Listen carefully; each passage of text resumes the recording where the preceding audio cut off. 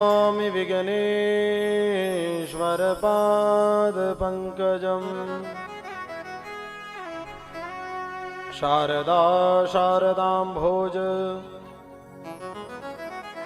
वदना वदनाम्बुजे सर्वदा सर्वदास्माकं सन्निधिं सन्निधिं क्रियात्।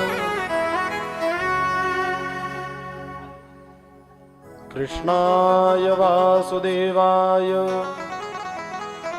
हरये परमात्मने प्रणतक्लेशनाशाय गोविन्दाय नमो नमः।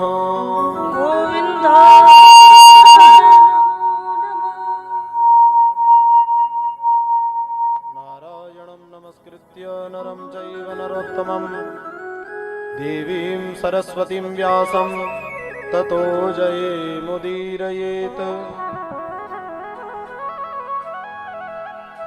मृत्युञ्जये महादेव त्राहि मां शरणागतम्। जन्म मृत्यु जरा व्याधि पीडितं कर्म बन्धनैः। हरं हरिं हरिश्चन्द्रं हनुमन्तं हलायुधं पञ्चैतां संस्मरे नित्यं घोरसङ्कटनाशनम्। हयग्रीव हयग्रीव हयग्रीवेति यो वदेत् जिह्वाग्रे सर्वदेवाणि जह्नुकन्यां प्रवाहवत्। त्वं वैष्णवी शक्तिरनन्तवीर्या विश्वस्य बीजं परमासि माया। सम्मोहितं देवि समस्तमेतत् त्वं वै प्रसन्ना भुवि मुक्तिहेतुः।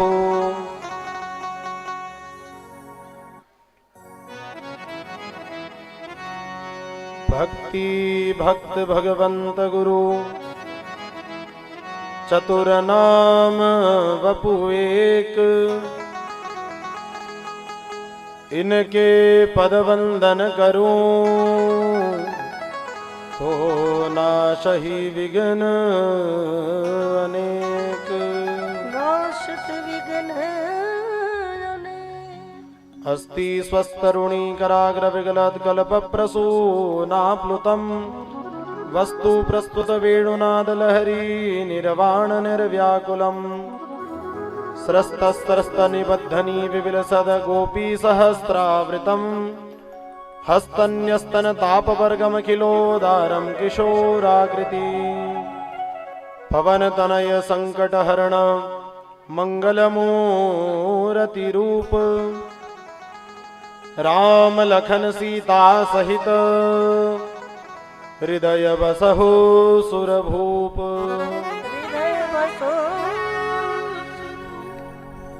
जय जय श्री राधारमण जय जय नवल किशोर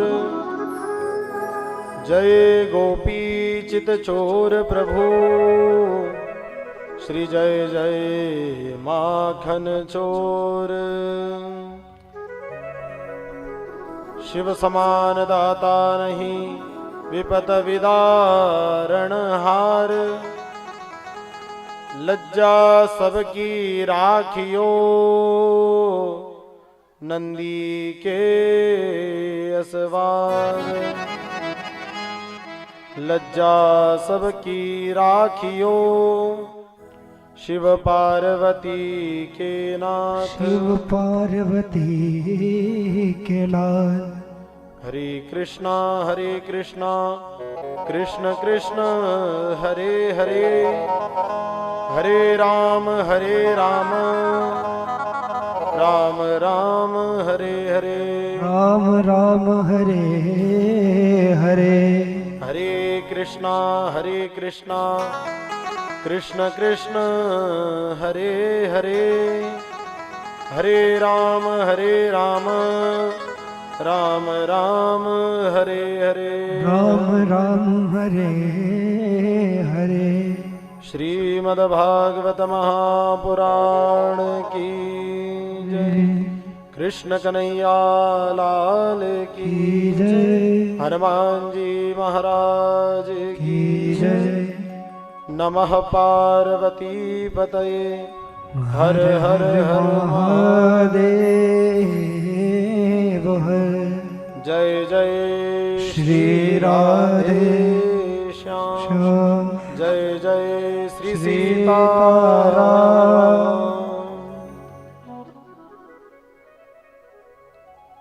प्रातः स्मरणीय परम वंदनीय सद्गुरुदेव भगवान के पावन चरणों में कोटि कोटि नमन करते हुए भगवती माँ जगदम्बा भगवान गजानन गणपति को नमन करते हुए समस्त स्थान देवता ग्राम देवता मार्ग देवताओं को कोटि कोटि नमन करते हुए भगवान उमापति महादेव को नमन करते हुए श्रीमद् भागवत महापुराण के शब्द विग्रह स्वरूप में विराजमान भगवान अखिल ब्रह्मांड नायक निर्गुण निराकार निरीह निर्विशेष राधा रमण बाधाहरण भगवान लक्ष्मीपति सीतापति भगवान राधा मुकुंद को कोटि कोटि नमन करते हुए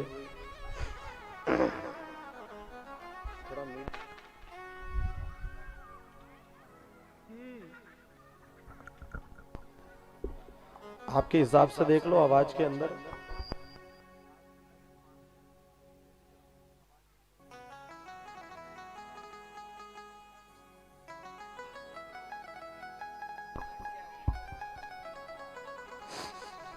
हरि ओम श्री राधे श्री राधे श्री राधे हरि ओम श्री राधे मीट डालो थोड़ा श्री राधे हरि ओम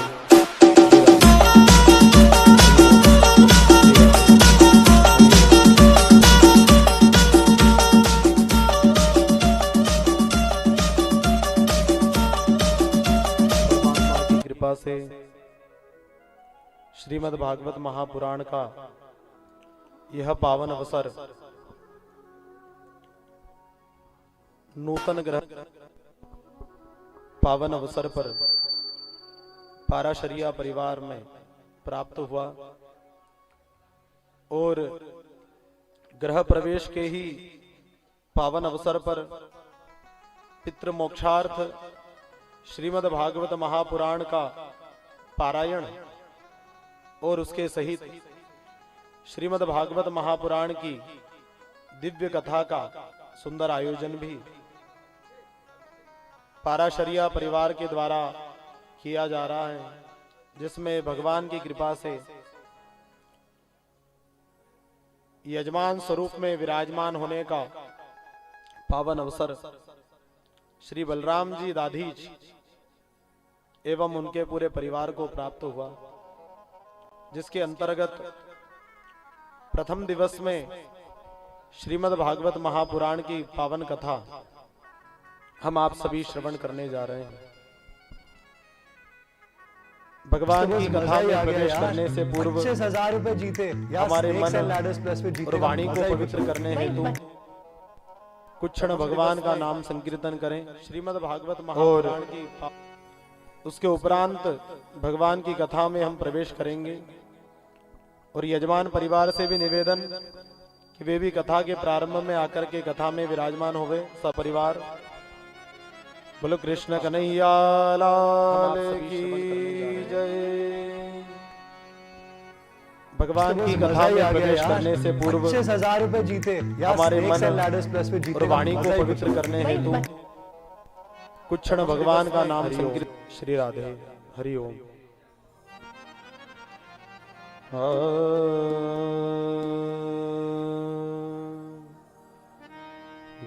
गोविंदा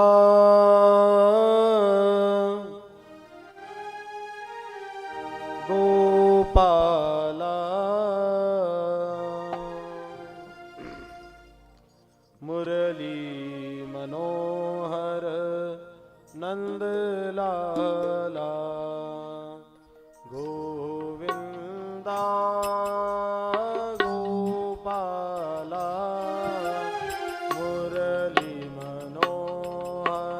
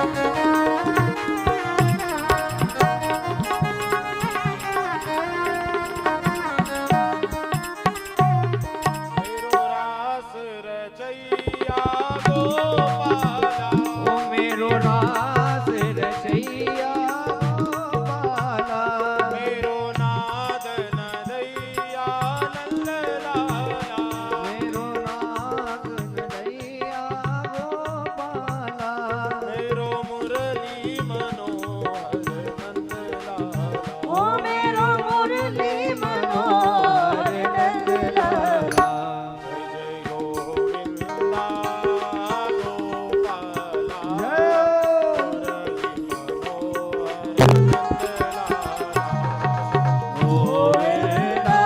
मुरली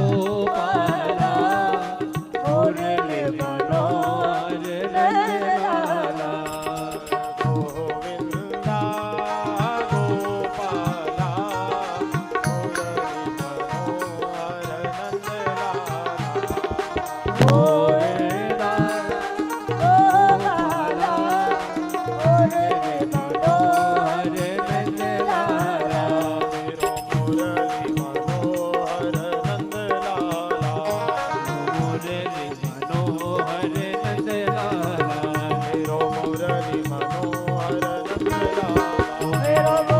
गोपाला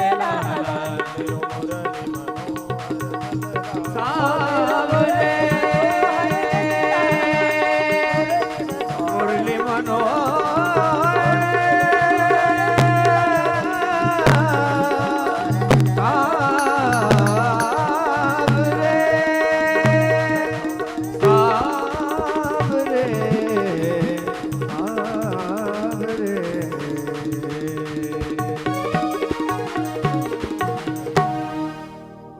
गोविंदा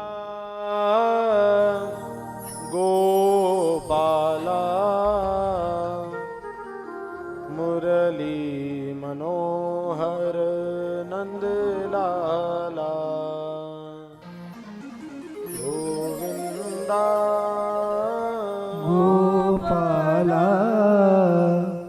मुरली मनोहर लाला बोलो कृष्ण कन्हैया लाल की की जय। जय।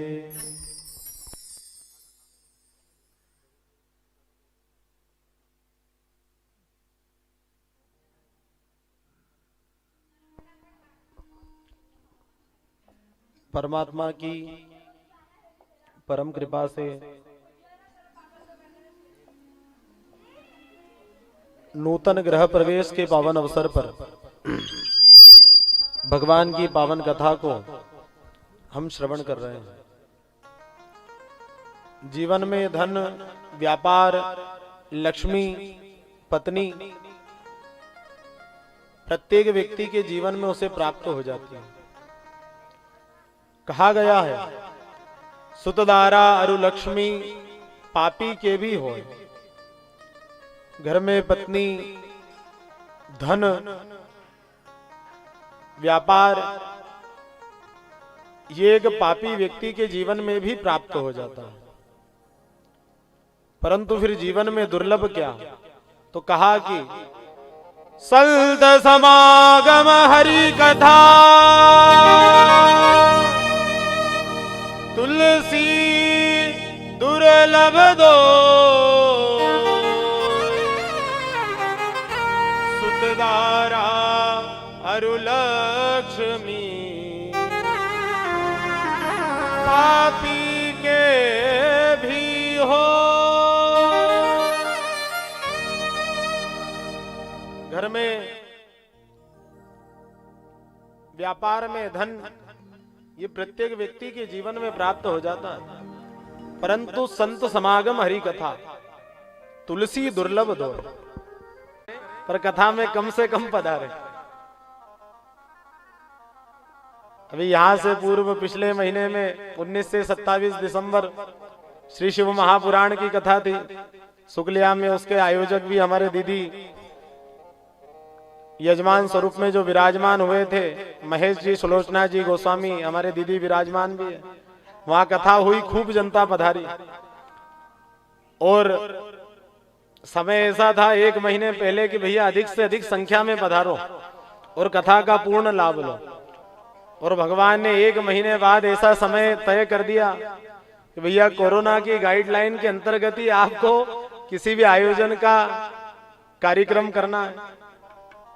पहले कह रहे थे कि भैया अधिक से अधिक संख्या में पधारिए और भगवान की कथा का लाभ सुनिए। अब कहा जा रहा है कि भैया इतने आना कि 150 और 200 से ज्यादा नहीं हो, बस 200 लोगों से ज्यादा कथा में मत पधारना। इससे ज्यादा आने की उम्मीद हो तो फिर घर पर बैठकर ही यूट्यूब पर, फेसबुक पर कथा का लाइव प्रसारण श्रवण करें। 1 महीने बाद ही ऐसा समय आ गया कि ज्यादा लोग कथा में नहीं, और भगवान ने कितना अच्छा संयोग यजमान परिवार पर बनाया। भगवान की कृपा से कथा तो होना थी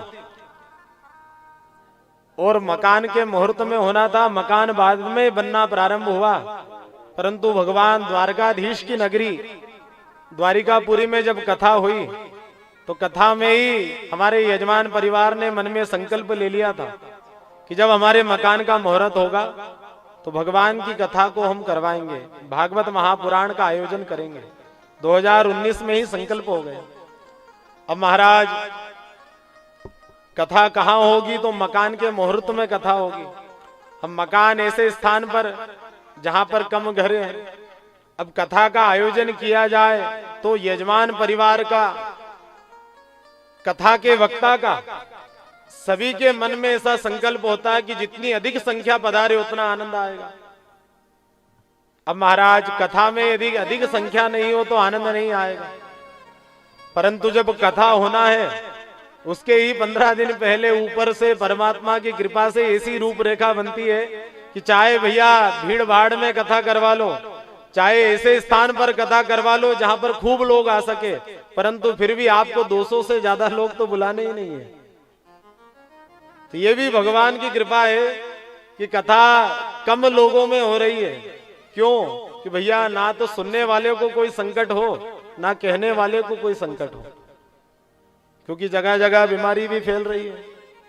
तो ना सुनने वाले के ऊपर कोई संकट आए और ना कहने वाले के ऊपर कोई संकट आए। तो जीवन में जो भी काम होते हैं उसमें कहीं ना कहीं भगवान की कृपा जरूर होती है।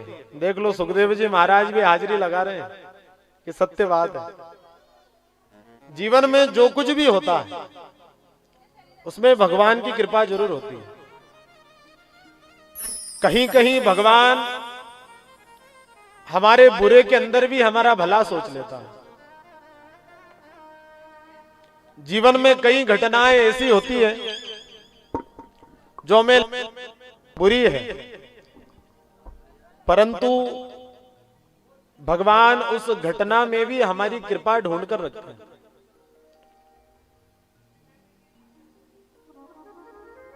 सी राममय सब जग जाने। भगवान प्रत्येक कार्य में प्रत्येक रूप से हम पर कृपा करते हैं। बस अंतर यह है कि हम उस कृपा को पहचान पाए या ना पहचान पाए।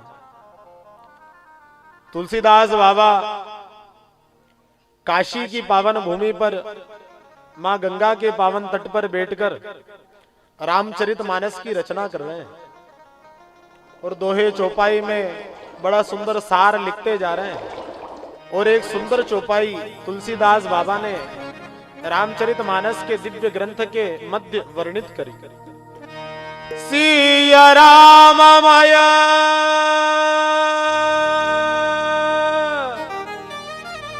सब जग जानी,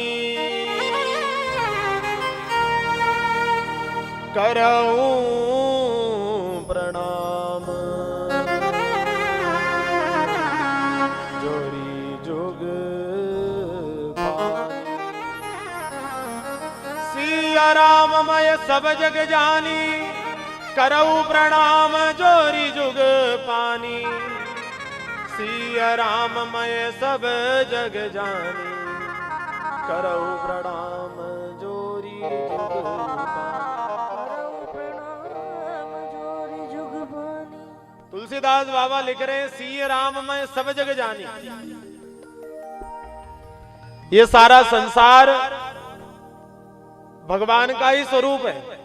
वेदों में कहा ईशावास्यमिदं सर्वम, ये सारा संसार भगवान का ही स्वरूप है।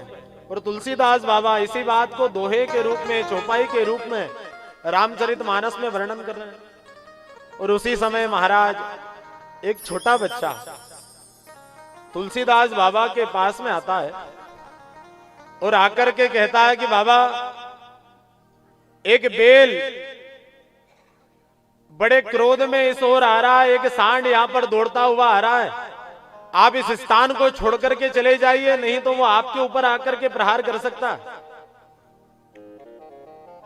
तुलसीदास जी महाराज लिखते हैं कि अरे मैंने अभी अभी लिखा है, सिय राम मैं सब जग जानी, ये सारा संसार भगवान का स्वरूप है, इसलिए वो सांड मेरा कुछ नहीं कर सकता। और महाराज थोड़े ही समय में वो सांड आता है और तुलसीदास जी महाराज को जोर से सींग मारता और तुलसीदास जी दूर जाकर के गिरते हैं। तुलसीदास बाबा उस चौपाई को काटने लगते हैं, मिटाने लगते हैं। और जैसे ही उस चौपाई को मिटाने लगे तो उसी समय हनुमान जी महाराज आए कि अरे बाबा, आप इस चौपाई को मिटा क्यों रहे हैं? तुलसीदास बाबा कह रहे हैं कि अरे मैंने लिखा था, सिय राम मैं सब जग जानी, करऊ प्रणाम जोरी जुग पानी। ये सारा संसार भगवान का स्वरूप है, मैंने ऐसा वर्णन किया था, परंतु मैंने तो एक बेल के अंदर भगवान को देखा और उस बेल ने आकर के मुझे सिंग मार दिया। तो भगवान सबके अंदर नहीं है, मैं इस चौपाई को मिटा रहा हूं। हनुमान जी महाराज ने बड़ी सुंदर बात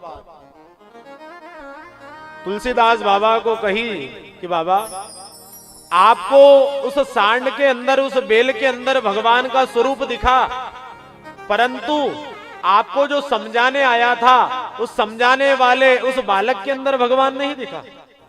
यदि उस बालक के अंदर भी आप भगवान देख लेते तो फिर आप यदि हट जाते तो फिर क्या ये बेल आपको सिंग मारता?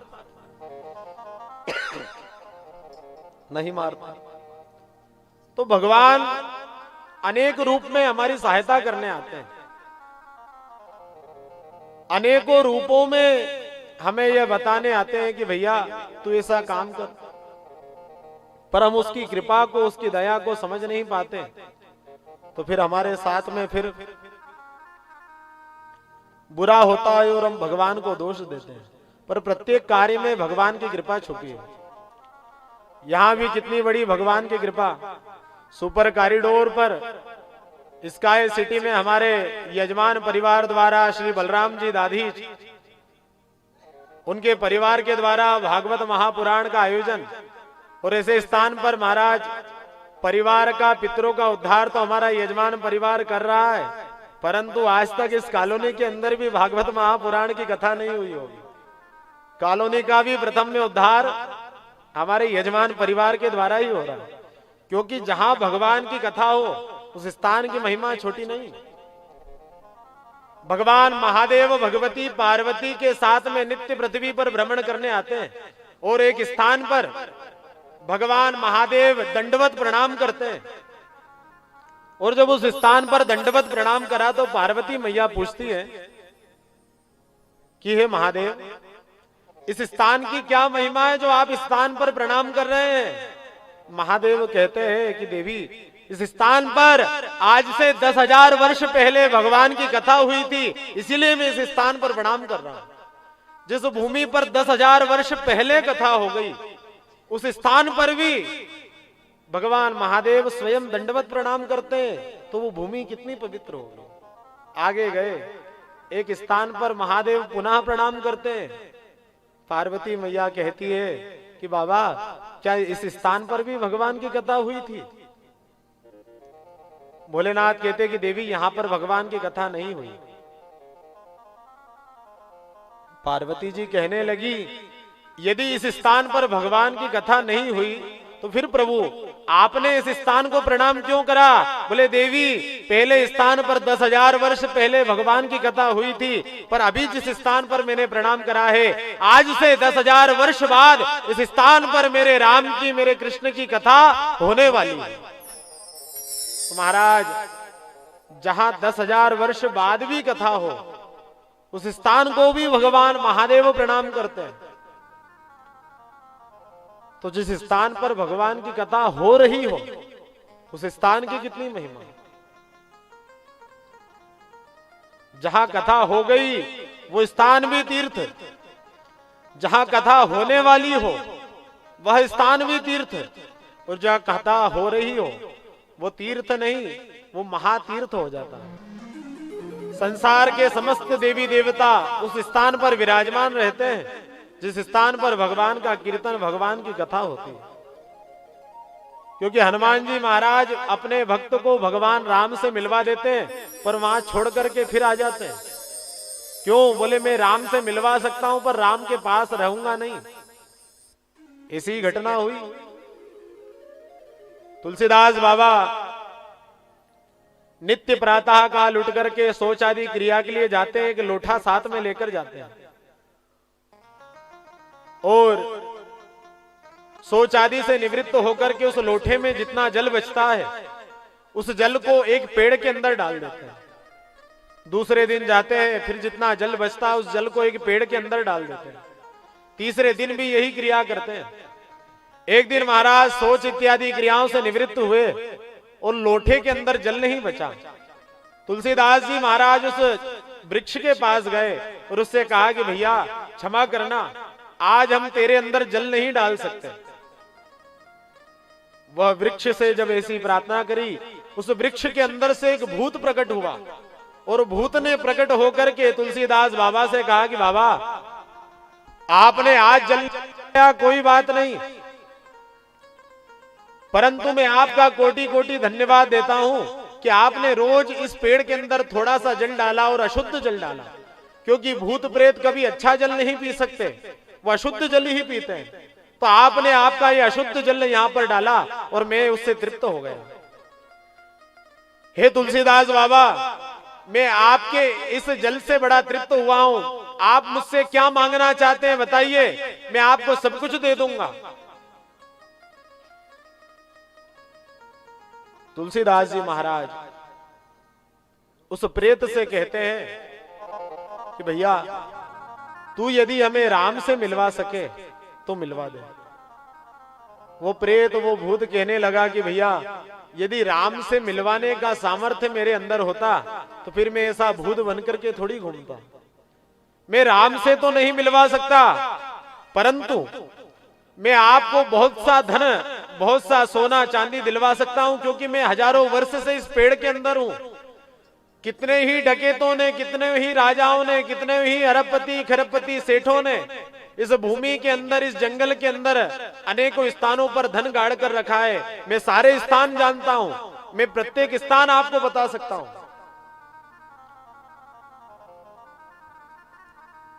तुलसीदास जी महाराज कहते हैं कि भैया यदि धन दौलत ही चाहिए रहती तो फिर बाबा थोड़ी बनते। धन दौलत की चाह रहती तो फिर ये साधु का वेश थोड़ी धारण करते। हमारा धन तो एक ही है, क्या? वस्तु अमोलक दी मेरे सतगुरु, कृपा कर अपनायो पायो जी मैंने राम रतन धन पायो। जो मीराबाई का धन है, संतों का एक ही धन भगवान का नाम। तो तू यदि राम से मिलवा सके तो उसका उपाय बता। बोले भगवान धन तो दिला सकता हूं पर राम से नहीं मिलवा सकता, परंतु हां राम से मिलने का रास्ता बता सकता हूं। कैसा रास्ता? बोले हे तुलसीदास बाबा, मैं तो आपको भगवान से नहीं मिला सकता, परंतु हां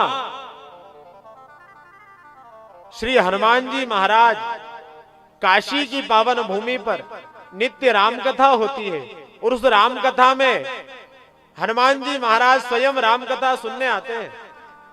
यदि आप हनुमान जी से प्रार्थना करो तो वो राम जी से मिलवा सकते हैं। पर तुलसीदास बाबा, आप हनुमान जी को पहचानोगे कैसे? आप बताइए। तो भूत कहने लगा कि महाराज सारे श्रोता तो राम कथा में एक साथ बैठे हैं, पर तुलसीदास जी महाराज ये बात को ध्यान रखना, हनुमान जी महाराज सभी श्रोताओं से दूर एक कंबल को ओढ़ करके बैठे। जगह जगह शरीर पर कोड़ पड़ी है, और उस कोड़ पड़ी देख करके महाराज सारे लोग उनसे घृणा करते हैं। जब कहीं पास आकर के बैठते पांडाल में तो लोग डंडा मार करके दूर बिठा देते हैं। इसलिए हनुमान जी महाराज एक कंबल को ओढ़ के दूर बैठे हुए हैं।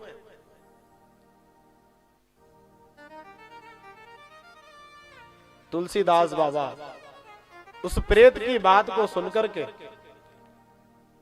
काशी की भूमि पर गए और वहां जाकर के देखा सारे श्रोता विराजमान हैं, परंतु एक श्रोता कम्बल ओढ़ करके जिसके शरीर में जगह जगह कोड़ पड़ी हुई है, दूर बैठा हुआ है।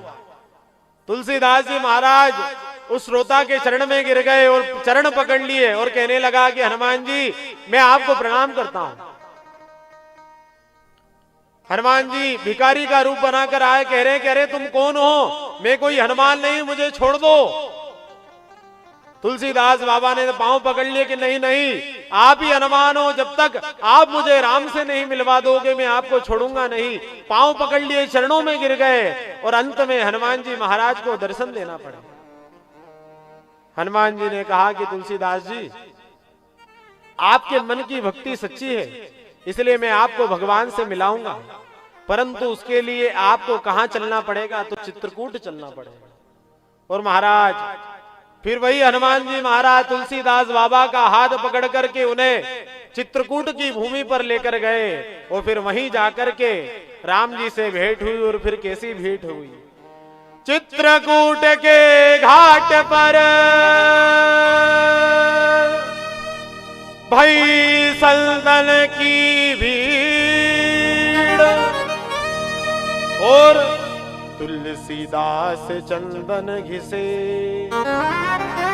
तिलक करे रघुवीर।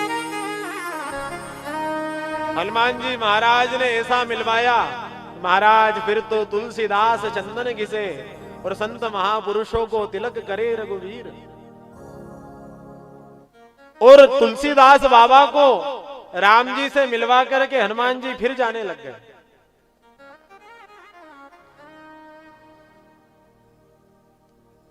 तुलसीदास बाबा हनुमान जी महाराज को रोक करके पूछने लगे कि अरे बाबा आपने राम से मुझे मिला दिया, पर मुझे मिला करके आप वापस कहां जा रहे हैं? कहने लगे कि भैया मैं राम के पास नहीं रहूंगा। कहां रहोगे? तो बोले मुझे क्या प्रिय है, मुझे राम से भी अधिक कुछ प्रिय है, तो वो राम की कथा है।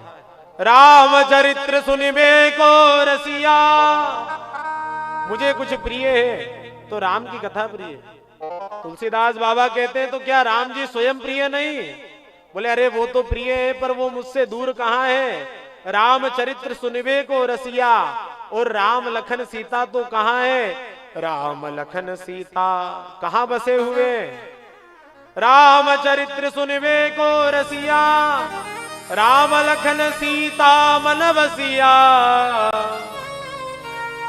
अरे जासु हृदय आगार बसही राम सर चाप धर। वो भगवान तो रोज मेरे हृदय में मुझे प्राप्त है, मेरे हृदय में ही राम लखन सीता विराजमान है, इसलिए मुझे उनके पास नहीं, मैं तो वहां रहूंगा जहां पर उनकी कथा हो रही है। इसलिए महाराज संसार में चाहे ब्रह्मांड में कहीं भी कथा हो, परंतु उस कथा के अंदर एक ना एक दिन ऐसा व्यक्ति जरूर आता है जिसे कोई नहीं पहचानता। वो भगवान के स्वरूप में ही कथा में आकर के विराजमान होता। एक ना एक व्यक्ति तो ऐसा आता है जिसे कभी किसी ने नहीं देखा, वो बस भगवान की कथा में आकर के विराजमान हो जाता है। क्योंकि हनुमान जी महाराज ने कहा है, यत्र यत्र रघुनाथ कीर्तना तत्र तत्र कृतमस्तकांजलि।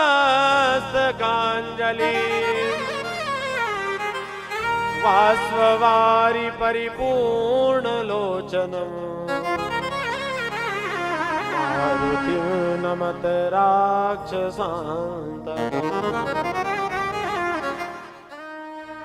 जहां जहां भगवान की कथा, भगवान का सत्संग होगा, वहां वहां पर मैं विराजमान रहूंगा। बस उसे पहचानने की जरूरत है। तो हनुमान जी महाराज को स्वयं भगवान श्री रामचंद्र जी भी प्राप्त है, फिर भी भगवान की कथा से, भगवान के सत्संग से इतना प्रेम है कि भगवान को छोड़कर के भगवान के सत्संग में आ जाते हैं। तो महाराज यही कथा हमें शिक्षा देती है कि एफल साधन ते ना होई, जो बात आपसे कही थी। संसार का व्यक्ति अहंकार करता है धन का, स्वर्ण का, घर का, मकान का, परंतु हनुमान जी महाराज तो महाराज भगवान स्वयं ही उन्हें प्राप्त हैं, फिर भी मन में अभिमान नहीं। प्रेम है तो भगवान की कथा से प्रेम है, इसलिए भगवान के सत्संग को, भगवान की कथा को अभिमानी व्यक्ति, अहंकारी व्यक्ति नहीं पा सकता। वही पा सकता है जिस पर भगवान की कृपा हो, जिस पर भगवान दया करे वही श्रवण कर सकता है।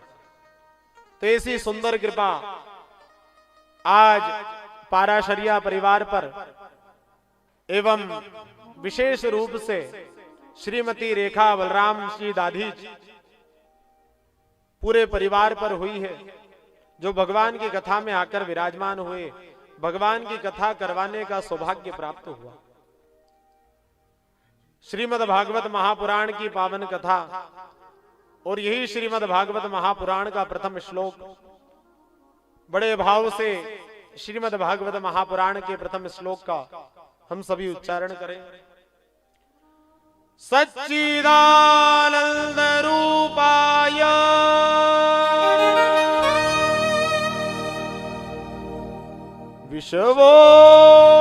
विश्वोत्पत्त्यादि हेतवे तापत्रय विनाशाय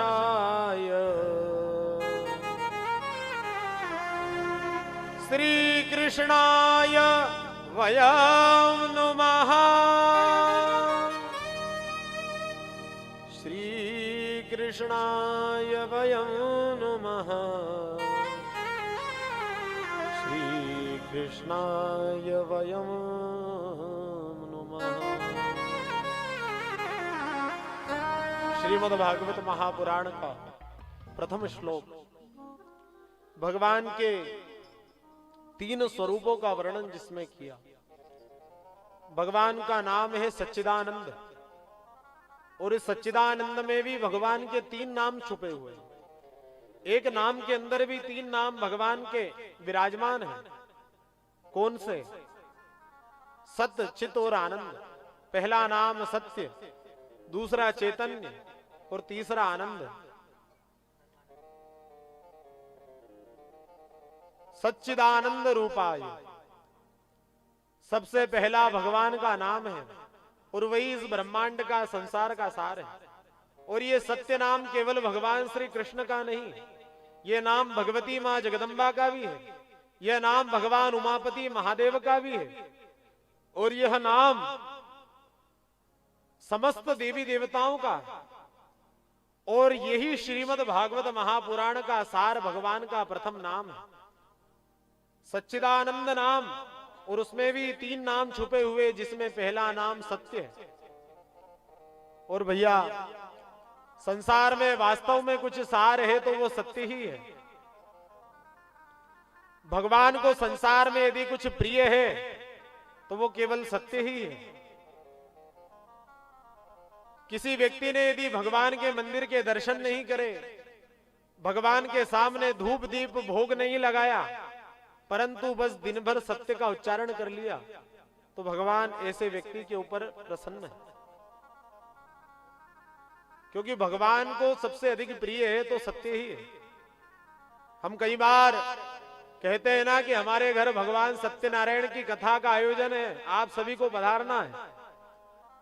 अब जीवन में खूब सत्यनारायण भगवान की कथा श्रवण कर ली और कथा के महात्म्य को श्रवण करा। सौभाग्य संतति करम सर्वत्र विजय प्रदम।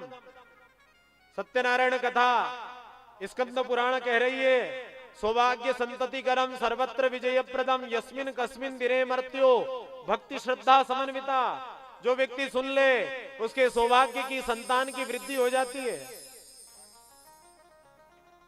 उसे संसार के समस्त सुख मिलते जो सत्यनारायण भगवान की कथा श्रवण करे। अब महाराज, जो श्रवण करे उसे संसार के समस्त सुख प्राप्त हो, पर हमने तो जीवन में 100 कथा 111 कथा श्रवण कर ली। हम तो हर पूर्णिमा को, हर एकादशी को हमारे घर भगवान की कथा श्रवण करते हैं, फिर हमें संसार के सुख क्यों नहीं प्राप्त हुए? क्या कथा झूठी है? भगवान की कथा कह रही है कि एक बार श्रवण करने से, मात्र एक बार से ही सब कुछ प्राप्त हो जाएगा। तो फिर हमने जब श्रवण करी तो हमें क्यों नहीं प्राप्त हुआ?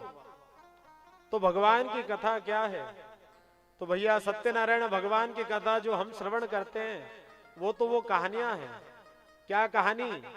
कि इसने भगवान का व्रत करा और ये ब्राह्मण की निर्धनता दूर हुई, लक्कड़हारे ने व्रत करा, उसकी निर्धनता दूर हुई। परंतु वह व्रत क्या है?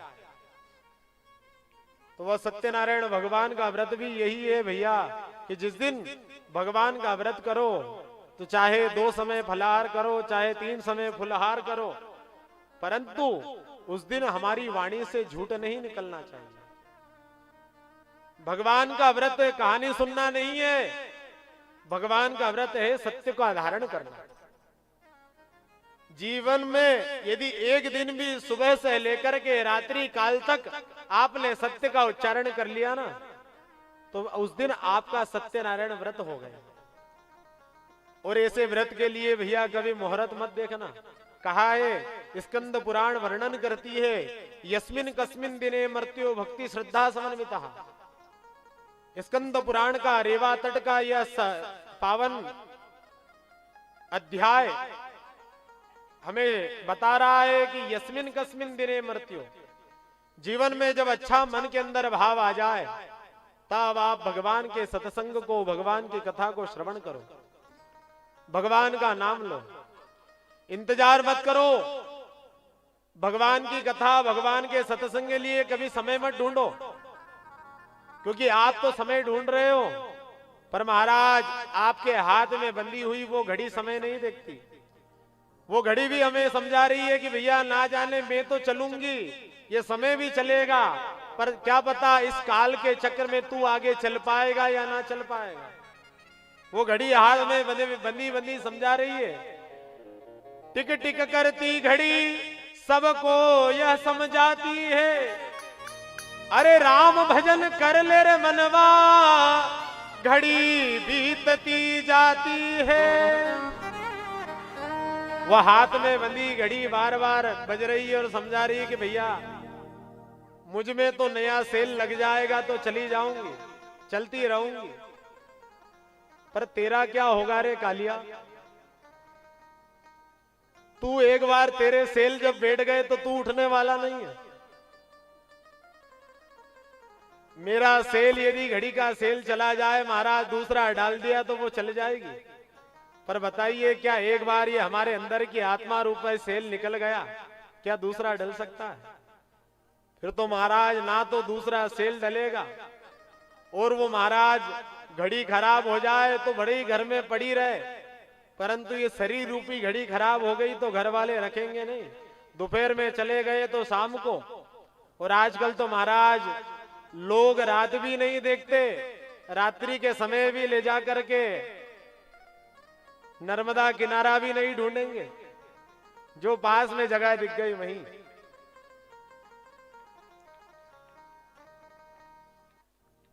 क्योंकि महाराज घड़ी खराब हो गई तो घर में पड़ी रहे, घड़ी काम नहीं कर रही तो घर में पड़ी रह सकती है, पर जिस दिन इस शरीर का सेल समाप्त हो गया ना, ये शरीर समाप्त हो गया तो महाराज फिर वो घर में पड़े रहने का भी काम का नहीं रहेगा। एक दिन रख लेंगे, 2 दिन, तीसरे दिन इतनी दुर्गंध आएगी कि घर वालों को ले जा करके फिर महाराज अग्नि संस्कार करना ही पड़ेगा। और व्यक्ति भगवान के सत्संग को, भगवान के भजन को संसार के लिए छोड़ता है, परंतु महाराज क्या फिर यह संसार हमारे साथ में जाता है? तो यही सार बताया, धनानि भूमौ पशवश्च गोष्ठे। श्रीमद् भागवत महापुराण कह रही है, धनानि भूमौ पशवश्च गोष्ठे भार्या ग्रहद्वारी जनश्मशाने। हमसे कोई कितना भी प्रेम करने वाला व्यक्ति हो, चाहे वो पति हो चाहे पत्नी हो, परंतु वो हमारे साथ नहीं जाएगा। कहा कि यदि आपके जाते समय यदि कहीं धरती के अंदर आपने धन गाड़ करके रखा है, तो आपके जाने के बाद वो धन छूटेगा नहीं, वह धन वहीं गड़ा रह जाएगा।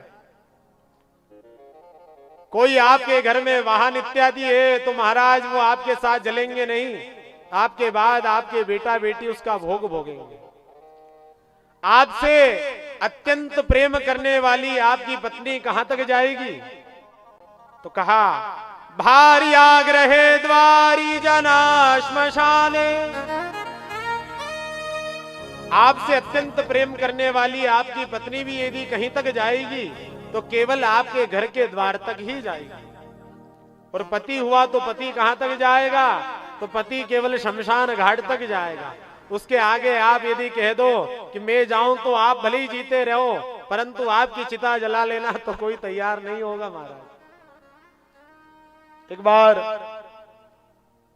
एक व्यक्ति को ऐसी गंभीर बीमारी हुई और वो डॉक्टर के पास में गया और डॉक्टर ने उसकी बीमारी को देख करके कहा कि महाराज आपको तो ऐसी गंभीर बीमारी हुई है कि कल का सूरज भी आप देख पाओ या ना देख पाओ इसकी कोई गारंटी नहीं।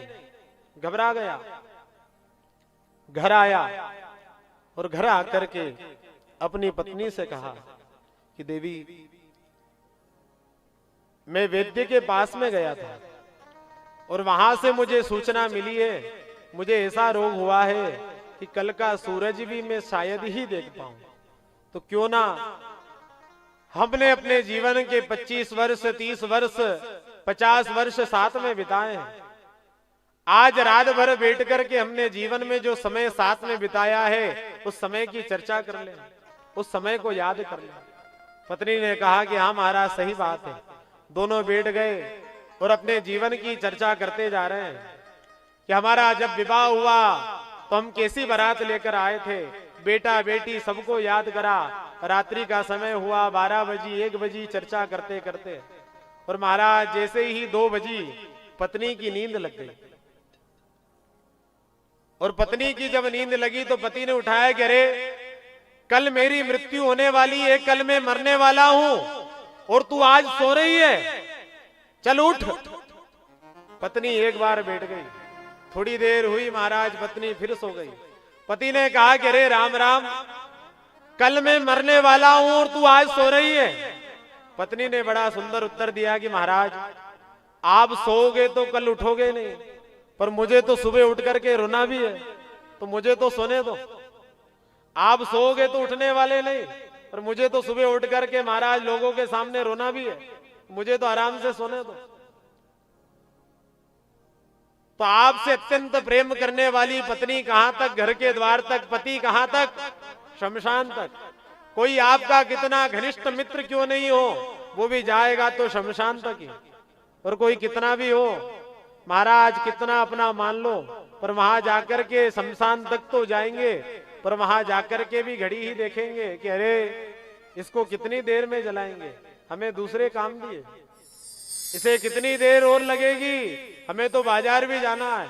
और महाराज कहीं आपके प्रेमी लोग तो ऐसे भी आएंगे जो कहते जाएंगे कि अरे इसको मरना था तो रविवार को मर जाता, आज छुट्टी लेकर के आना पड़ा। कई स्वजन ऐसे भी आएंगे, तो मरना था तो रविवार को मर जाता, दुकान बंद करके आना पड़ा।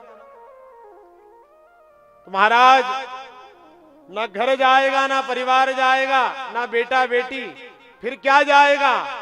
कहा धर्मानुगो गच्छति जीव एका।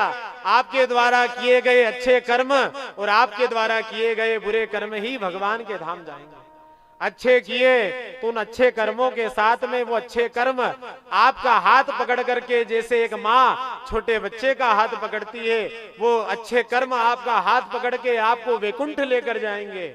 और यही यदि वो बुरे कर्म रहे तो वो बुरे कर्म भी आपका हाथ पकड़ेंगे। आप हाथ छुटाओगे तो कमर पकड़ लेंगे, नहीं मानोगे तो वो बुरे कर्म बांध लेंगे और बांध करके यमराज के दर पर लेकर जाएंगे और यमराज के सामने आपको खड़ा कर देंगे। महाराज इसलिए जीवन में कहा गया कि सत्य का उच्चारण करें। यदि भगवान का पहला नाम सत्य आपने जीवन में धारण कर लिया तो फिर वो सत्य आपका उद्धार कर देगा। यही श्रीमद् भागवत महापुराण का सार है। भगवान का पहला नाम है भगवान का सत्य। दूसरा चित्त, चैतन्य रूप भगवान का, और वो चैतन्य रूप प्रत्येक व्यक्ति की आत्मा के अंदर विराजमान है। जब वह चैतन्य परमात्मा हमारे शरीर को छोड़कर चला जाता है तो फिर वो शरीर शव हो जाता है। जब वो शिव रूपी आत्मा निकल गई तो शरीर शव बचा, और उस शव को छूने से भी व्यक्ति अशुद्ध हो जाता है। हम संसार में किसी व्यक्ति को प्रणाम करते हैं, उसके चरणों में प्रणाम करते हैं और प्रणाम करके आशीर्वाद लेते हैं। संत महापुरुषों के चरण को धो धो करके उसका चरणामृत पान करते हैं। परंतु महाराज वही कोई हमारे सदगुरु भी यदि भगवान के धाम को चले जाएं तो उन सदगुरु की अंतिम विदाई में जो व्यक्ति जाएगा वो घर में बाद में प्रवेश करेगा, घर के बाहर बैठ के स्नान करेगा, जनेऊ बदलेगा। क्यों भैया? जो सदगुरु के जीवन भर चरण धोकर के तुम जल पीते थे, क्या वह सदगुरु इतने अशुद्ध हो गए कि उनकी शव यात्रा में जो व्यक्ति गया वो घर में बाद में गया, पहले घर के बाहर बैठ करके स्नान करता है? बोले हाँ, क्योंकि हम किसी गुरु को प्रणाम नहीं कर रहे थे, हम उस गुरु की आत्मा के अंदर विराजमान उस चैतन्य परमात्मा को प्रणाम कर रहे थे। और जब वह चैतन्य परमात्मा उस देह को छोड़ करके चला गया तो वो देह फिर अशुद्ध हो गई, उसको छूने से भी फिर पाप लगने लगे। भगवान का दूसरा रूप चैतन्य और तीसरा रूप भगवान का आनंद। और वह आनंद रूप कहां है? तो संसार के व्यक्ति ने भगवान के दो रूप को तो साधा, परंतु भगवान के तीसरे रूप को बहुत छोटा बना दिया। सच्चिदानंद रूपाय, सतरूप हो गया, चैतन्य रूप हो गया, पर भगवान का तीसरा रूप है आनंद। और वह आनंद व्यक्ति ने बड़ा छोटा बना दिया महाराज। आजकल व्यक्ति रसगुल्ले खा ले तो कहता है कि महाराज आनंद आ गया, कहीं अच्छा भोजन मिल जाए तो कहता आनंद आ गया। परंतु महाराज आपने 4 रसगुल्ले खाए, बड़ा आनंद आया, 4 गुलाब जामुन खाई, बड़ा आनंद आया, 5वीं खाई आनंद आ गया, 6वीं खाई आनंद आ गया, 7वीं खाई आनंद आ गया, 8वीं में अपने आप आगे हाथ आ जाएगा। किसी का खान पान अच्छा है तो 12वीं में हाथ आगे आ जाएगा कि महाराज अब नहीं खा सकते। फिर किसी ने जबरदस्ती दे दी, 8वीं खा ली, 9वीं खा ली, और 10वीं जैसे ही सामने आएगी तो मुंह फेर लोगे कि महाराज अब नहीं। तो 4 गुलाब जामुन में आनंद आया, पर 8 आते आते वो आनंद समाप्त भी हो गया। तो इसलिए आनंद कहीं संसार की वस्तु में नहीं है। वास्तव में यदि कहीं आनंद है तो मिलता है सच्चा सुख केवल भगवान तुम्हारे चरणों में। व्यक्ति भगवान के दरबार में जाता है, भगवान के मंदिर में दर्शन करने जाता है, तो मंदिर में दर्शन करने बाद में जाता है, पहले भगवान के मंदिर में इसलिए जा रहा है कि भगवान के चरणों में बैठ करके मुझे आनंद प्राप्त होगा, मेरे मन में भगवान के दर पर बैठ करके शांति प्राप्त होगा। तो इसलिए वास्तव में यदि कहीं आनंद प्राप्त होता है तो वो भगवान के सत्संग में, भगवान की कथा में ही होता है। वही वास्तव में आनंद छुपा है। और ऐसे ही भगवान के 3 रूप हैं। सच्चिदानंद रूपाय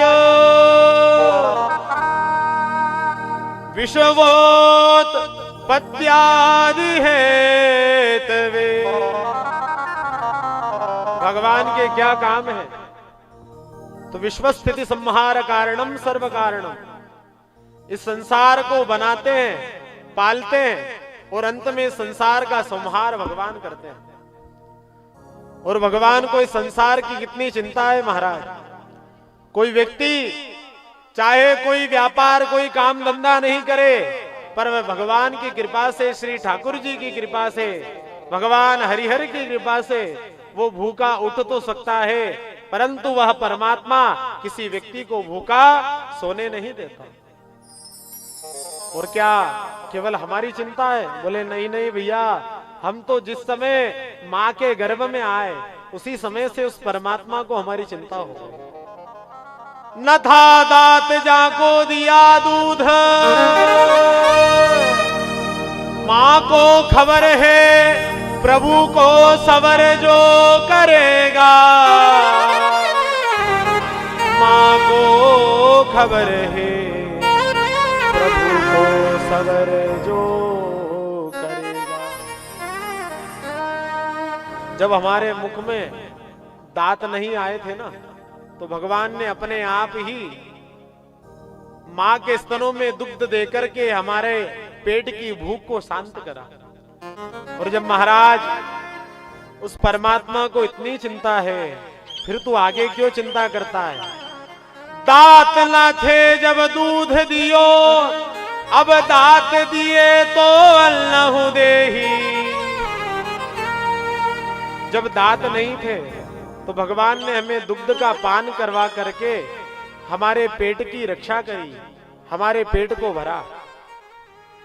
और जब दांत नहीं थे तो दूध दियो, और जैसे ही मुख में छोटे छोटे दांत आने लगे तो महाराज वैसे वैसे छोटे दांत आए, भगवान वैसा वैसा भोजन हमारे मुख में देता गया।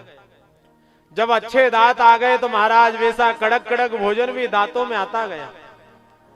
दांत न थे जब दूध दियो, अब दांत दिए तो अल्लाहु देही।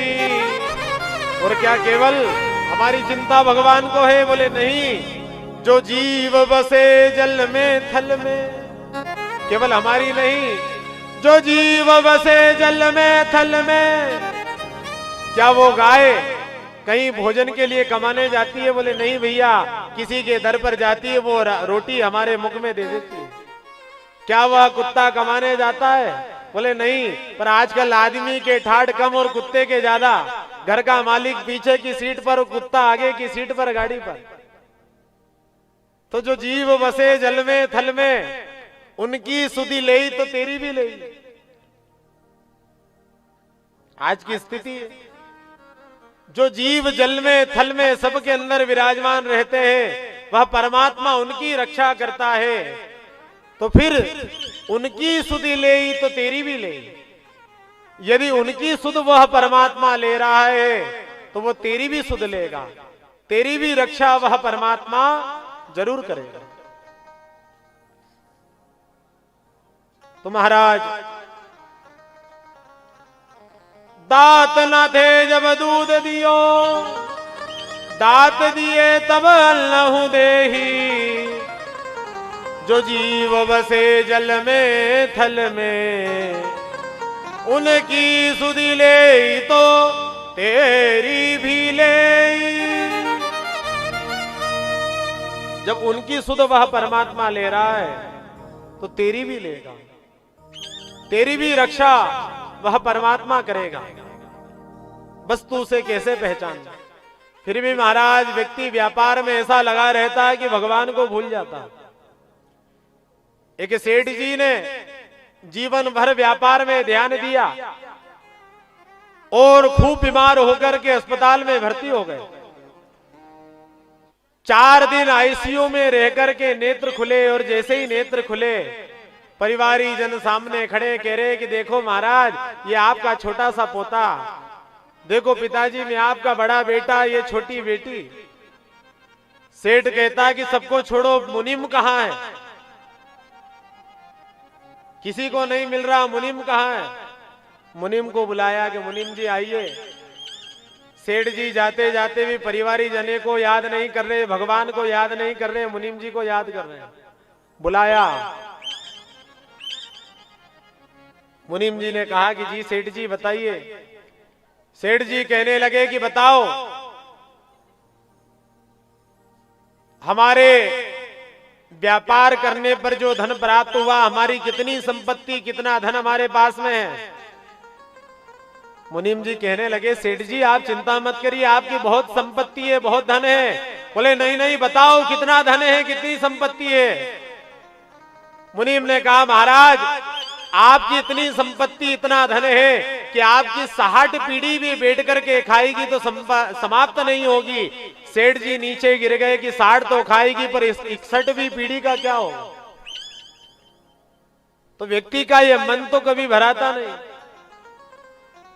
कभी उसके मन में शांति तो मिलती नहीं। परंतु भैया कोई व्यक्ति कैसी भी स्थिति में रहे, परंतु विश्वोत्पत्त्यादि हेतवे उस परमात्मा को आपकी चिंता जरूर है। वह परमात्मा आपकी रक्षा जरूर करेगा। और काम क्रोध लोभ मोह मत्स्य मात्सर्य सब कुछ नष्ट हो जाएगा। तो जो भगवान इस संसार को बनाते हैं, पालन करते हैं, संहार करते हैं, जिनका नाम सच्चिदानंद है, ऐसे परमपिता परमात्मा को हम आप सभी प्रणाम करते हैं। श्री कृष्णाय वयं नुमः, श्री कृष्णाय वयं नुमः, श्री कृष्णाय। दिन में तो भगवान का नाम ले और रात में यदि संसार की निंदा में व्यक्ति वापस पड़ गया तो फिर वापस जितना दिन में अच्छा कर्म करा है वह समाप्त हो जाएगा। तो इनके कर्मों की रक्षा कैसे करें?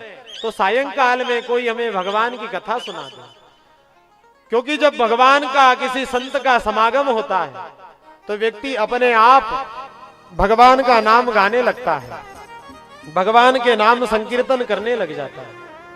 जब अच्छे गुण व्यक्ति के मन से निकलते हैं,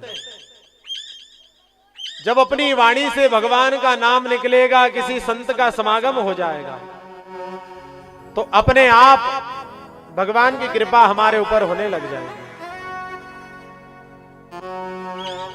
इसलिए कहा गया कि संत समागम भी कब सरल है, संत समागम का फल भी कब है? जब संत मिलन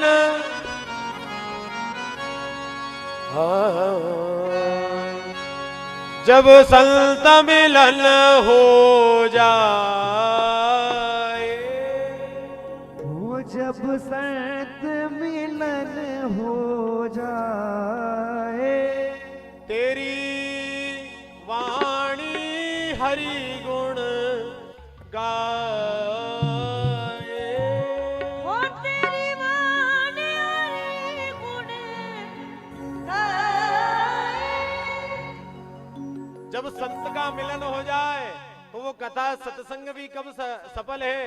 महाराज भगवान की कथा सुनी और निंदा चुगली में लग गए तो फिर वो कथा सत्संग सफल नहीं है। संत मिलन भगवान की कथा कब सफल है? जब तेरी वाणी हरि गुण गाए, तेरी वाणी हरि गुण गाए।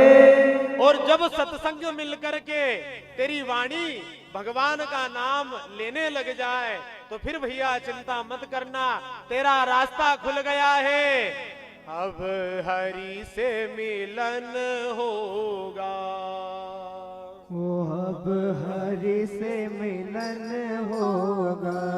जब संत मिलन हो जाए, वो जब संत मिलन हो जाए, जब संत मिलन हो जाए, जब संत मिलन हो जाए, तेरी वाणी हरि गुण गाए, तेरी वाणी हरि गुण गाए। तब इतना समझ लेना, अब हरि से मिलन होगा। अब इतना समझ लेना, तेरा हरि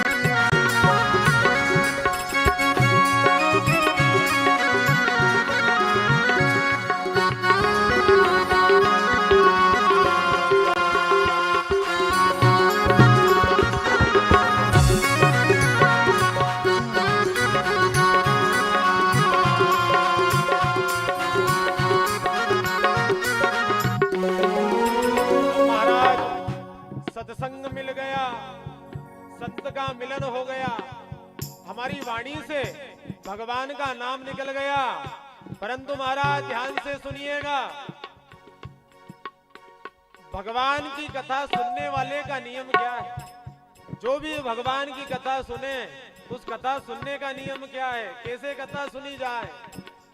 जब तक कथा हो, जब तक कथा सुने, जब तक भगवान का नाम हो, तब तक नहीं क्रोध किसी पे आए, वो नहीं क्रोध किसी पर आए, नहीं क्रोध किसी पर आए, वो नहीं क्रोध किसी पर आए, सब में तो हरि समाए, सब में तो हरि समाए। जब आपको किसी के ऊपर क्रोध नहीं आए, कथा में बैठे हुए प्रत्येक व्यक्ति में, प्रत्येक कण के अंदर हरि का दर्शन हो जाए, तो फिर समझ लेना फिर क्या होगा। अब हरि से मिलन होगा, वो अब हरि से मिलन होगा, नहीं क्रोध किसी पे आए, नहीं क्रोध किसी पर आए, सब में तो हरि समाए, अब हरि से मिलन होगा। वो तब इतना समझ लेना, वो तब हरि से मिलन होगा। बोलो संत भगवान की जय हो।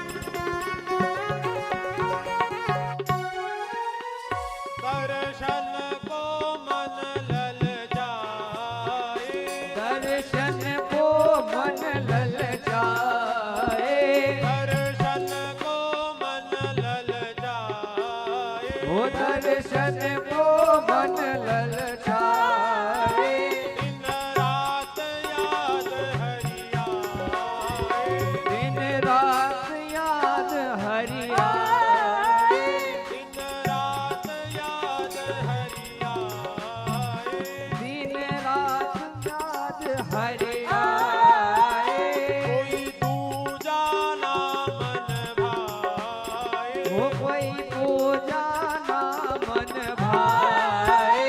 जब दिन रात भगवान हमें याद आने लग जाए, शादी में जाने के लिए जैसा आपका मन ललचाता है ना,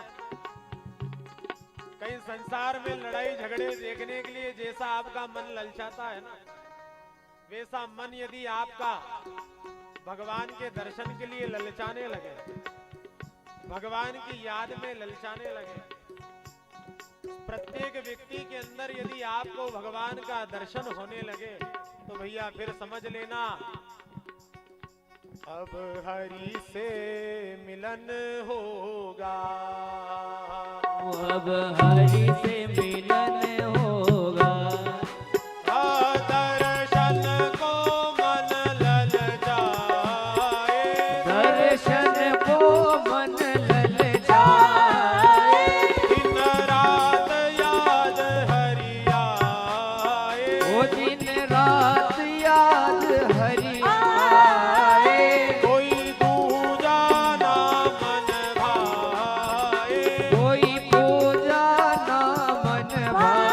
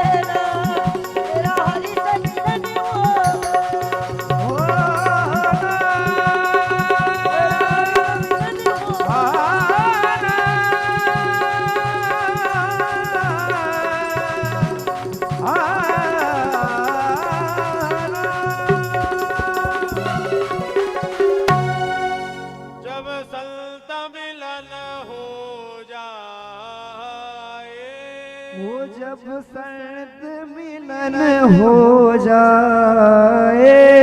तेरी वाणी हरि गुण गाए। वो तेरी वाणी हरि गुण गाए। तब इतना समझ लेना अब प्रभु से मिलन होगा।